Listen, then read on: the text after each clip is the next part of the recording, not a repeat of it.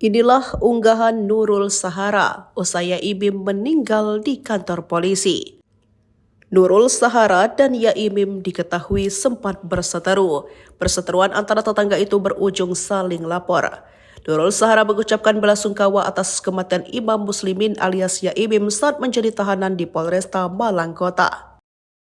"Saya dapat informasi pertama kali dari suami," tulis Sahara melalui pesan teks. Sahara juga menyampaikan duka citanya atas meninggalnya Yaimim beserta dukungan moral kepada keluarga. Turut berduka cita atas meninggalnya Pak Mim. Semoga beliau husnul khotimah dan segala amal ibadah beliau diterima di sisi Allah. Keluarga yang ditinggalkan senantiasa diberi ketabahan, ujarnya.